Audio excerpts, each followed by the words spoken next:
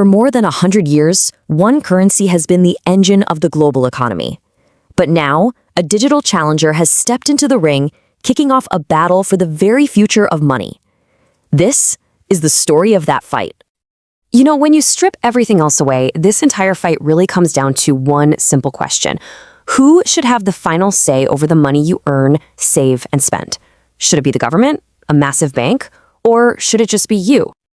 This quote just nails the feeling that started it all. Think back to the 2008 financial crisis. Trust in the old way of doing things was completely shattered, and out of that chaos, a new idea was born. It wasn't just about creating a new coin. It was about hitting the reset button on the whole system.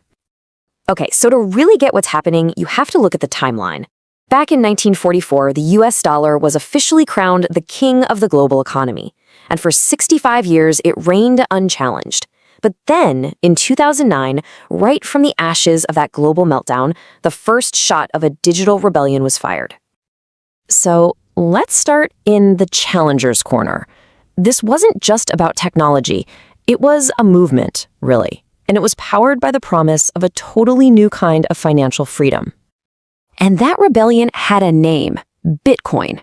It was created by this mysterious person or group called Satoshi Nakamoto. And the idea behind it was, frankly, radical. A way to send money to anyone, anywhere in the world, instantly without asking for permission.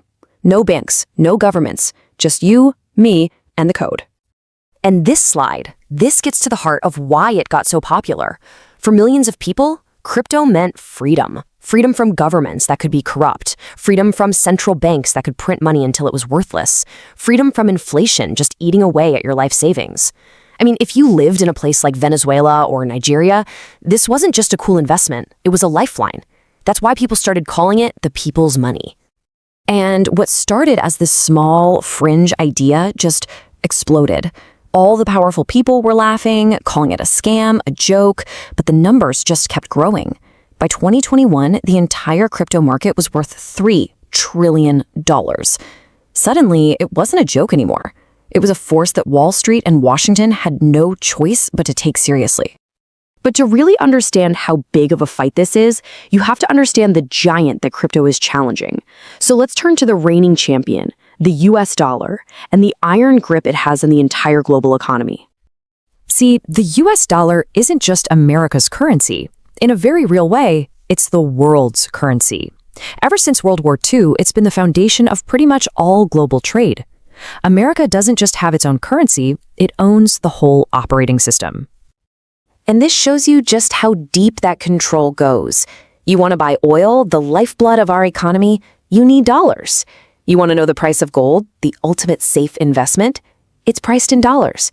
If your country wants to buy or sell just about anything on the world stage, guess what? You need dollars. And that dominance gives the US this incredible, almost invisible power. It can print more money to pay its bills, and the rest of the world kind of has to just take it. Even crazier, it can cut an entire country off from the dollar system, basically crippling their economy overnight. It's a political weapon that doesn't fire a single bullet. So this brings us right to the heart of it all. This is where these two completely different ideas about what money should be go head to head. On one side, you have the dollar. It represents stability, predictability, but that comes with total centralized control. It is the system. And on the other side, you've got crypto. It offers absolute freedom, but that often comes with wild swings and chaos. It's run by the code. It's the ultimate trade-off. And let's be honest, even within the world of crypto, there's this huge conflict. The promise is beautiful, right? A fair system owned by everybody that can't be manipulated. The reality? Well, it can be the Wild West out there, full of scams, hacks, and moments where people lose their life savings in an instant. Both of those things are true at the same time.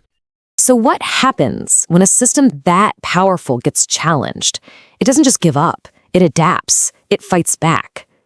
Crypto shows up as this disruptive force, and so the old guard came up with a new idea of its own. And that idea is the central bank digital currency, or CBDC. The easiest way to think about it is like Venmo, but it's run by the federal government. It uses all the fast, efficient tech that makes crypto so appealing, but, and this is a huge but, it keeps all the government oversight and control. It's the system's answer to Bitcoin. Which brings us right back to the central question of this whole thing. When it comes down to it, when it's your money on the line, where do you put your faith? Do you trust the institutions that have run the world for nearly a century? Or do you trust the cold, hard, unchangeable lines of computer code?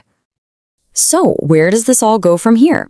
Well, the outcome of this clash between the old world and the new might just surprise you. It might not be a simple case of one side winning and the other losing. This is the multi-trillion-dollar question, isn't it? Will the dollar manage to crush this rebellion and hold on to its power? Or is crypto really going to change everything and bring in a new era of finance? Well, the truth is, the change is already happening all around us. Young people in Africa and Asia aren't even bothering with traditional banks. They're going straight to Bitcoin wallets. Smart investors in the West are using crypto to protect their savings. And the huge financial giants, companies like Visa and BlackRock that used to laugh at this stuff, they're pouring billions in. The ground is definitely shifting. Ultimately, this whole thing goes way deeper than just money or technology. What we're watching is a massive generational shift in how people think about power, about control, and about trust. The biggest threat to the dollar isn't another country's currency. It's a brand new idea. And maybe that's the real answer to the question, who will win? Maybe it's not going to be Bitcoin. Maybe it's not going to be the dollar. Maybe the real winner is just regular people all over the world who, for the first time in modern history, actually have a choice.